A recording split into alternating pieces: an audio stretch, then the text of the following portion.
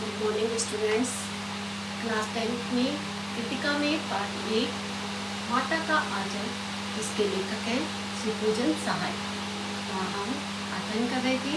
आपने इससे पहले वीडियो में इस पार्ट के आगे के अंश का अध्ययन किया था।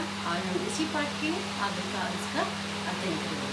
जैसे कि आपने पहले वीडियो में आपने पढ़ा समझा कि जो लेखक हैं उनका अधिकतर समय अपने पिता के साथ गुजरता था और माता के साथ तो जब भूख लगती थी तभी जाते थे।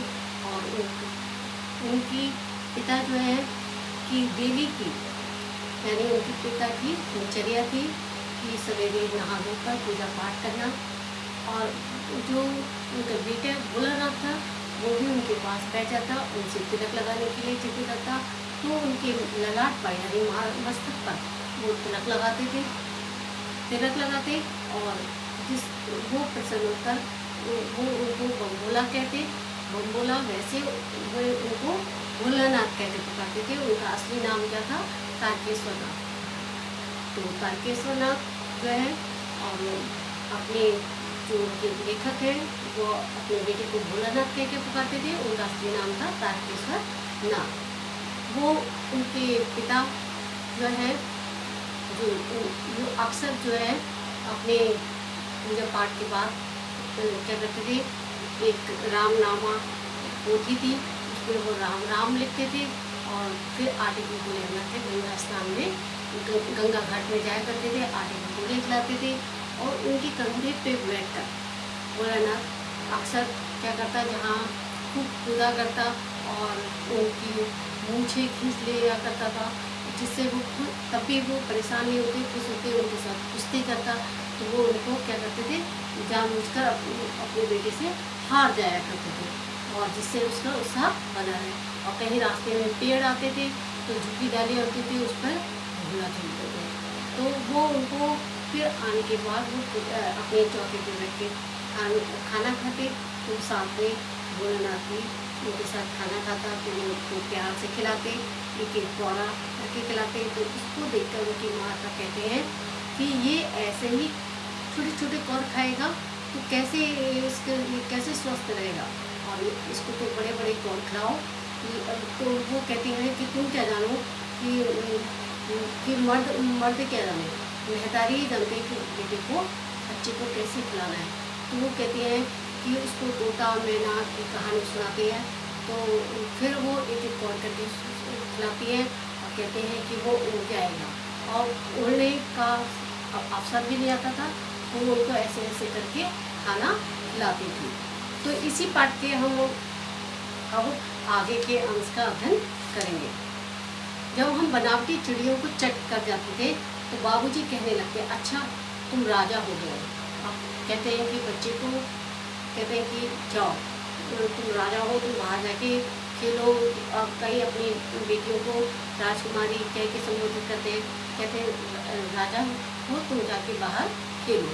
बस हम उछलते कूदते बाहर खेलने के लिए चले जाते हैं, रस्सी में बंधा हुआ काठ का घोड़ा लेकर, और क्या है दौड़ जाते हैं। जब हम मैया हमें अचानक पकड़ लाती तो हमारे लाख क्या है मना करने पर, छटपटाने पर भी वो क्या करती, एक कड़वा तेल, सरसों का तेल, पहले के लोग क्या करते थे अपने बच्चों के सिर पर कड़वा तेल लगाते थे। और आजकल क्या है कई प्रकार के क्या हो गए तेल हो गए। तो वो सरसों का तेल, कड़वा तेल खिल कर आते थे उनके सिर पर लगा देते और फिर हम रोने लगते। बाबूजी हम पर बिगड़ खड़े होते पर हमारे सिर में तेल पोत कर हम उपट कर ही छोड़ती थी, यानी पूरा तेल सरसों का तेल लगा कर ही छोड़ती थी। और एक उसमें क्या करती, हमारी नाभि और काजल की बिंदी लगाती है। तो कहते हैं कि छोटे बच्चे की काजल की बिंदी लगाई जाती है ताकि नज़र ना लगे। और मेरी क्या करती, एक चोटी बुन देती थी, बाल बनाती, तेल लगाती सरसों का और सिर पर चोटी बना देती थी और फूलदार लट्टू बांधकर रंगीन कुर्ता टोपी पहना देती। हम खासे कन्हैया बनकर बाबूजी को गोद में खिसकते जो सिसकते सिसकते बाहर चले जाते। अब बाद में उनकी माँ जो है कड़वा तेल लगा के सिर में खूब सारा लगा के चोटी बांध देती थी और क्या है टोपी कुर्ता पहना देती और फिर उनको क्या है कि वो क्या रोते रोते अपने पिताजी के पास चले जाते। बाहर आते ही हमारी बाढ़ जोड़ने वाला बालकों का एक झुंड मिल जाता और जैसे ही माँ जो है सरसों का तेल लगाती थी उसके बाद फिर चोटी धोती कुर्ता पहना के वो क्या है बाहर चले जाते। बाहर क्या है बच्चों का झुंड होता उनके साथ का। तो जैसे वो रो रहे थे तो हम उन खेल के साथी को देखते ही सिसकना भूल गए। तो भोलानाथ अपने साथियों को देखकर कैसे सिसकना भूल गए, जैसे प्रायः बच्चे जो है अपने साथियों को देखकर क्या करते हैं प्रसन्न होते हैं और जितने हम हमारे जो उसके दुख होते हैं जो उसके साथ परेशानी तो वो सब भूल जाते हैं और उनके साथ क्या हो जाते हैं खेलने में मस्त हो जाते हैं। इसी प्रकार भोलानाथ भी अपने साथियों को देखकर क्या हो गया सिसकना भूल गया। तो वो सिसकना भूल गया, बाबूजी की गोद से उतर के हाँ अपने हमजोलियों के घर में मिलकर तमाशे करने लग जाते हैं और उनके साथ क्या हो गया वो भोलानाथ खेलने लग गया अपने साथियों के साथ सारा रोना सिसकना भूल कर। तमाशे में भी वैसे नहीं क्योंकि हर किसी को क्या है अपना हम साथी और जो है पसंद होता है, इसलिए बच्चों को भी बच्चों के साथ पसंद होता है। तो इसलिए जो है भोलेनाथ भी अपने साथियों को देखकर सिसकना भूल गया। बाहर आते ही हमारी तमाशे भी वैसे वैसे नहीं तरह तरह के नाटक करते।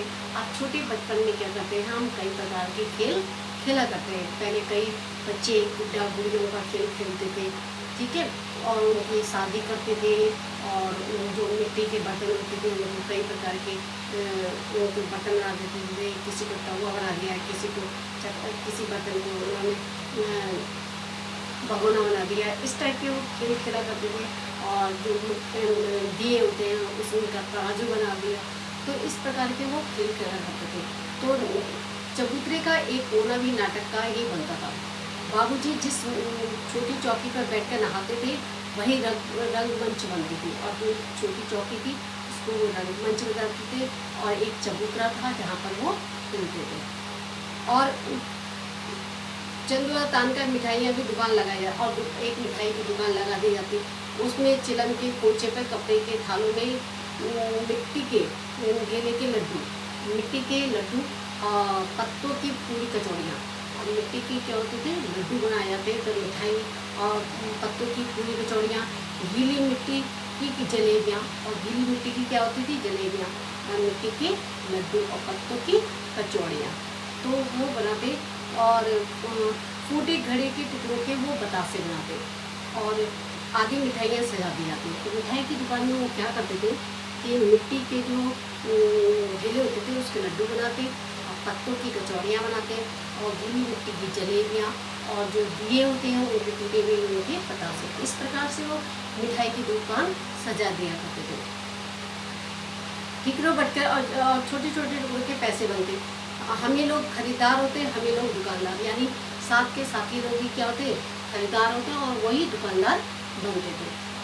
बाबूजी भी 2-4 गोरखपुरी पैसे खरीद लेते थे और बाबूजी भी हमसे कुछ ऐसे सामान खरीद लिया करते थे। थोड़ी देर में मिठाई की दुकान बढ़ाकर हम लोग घरौंदा बनाते थे। अब मिठाई की दुकान का हो गया तो एक घर बनाते थे।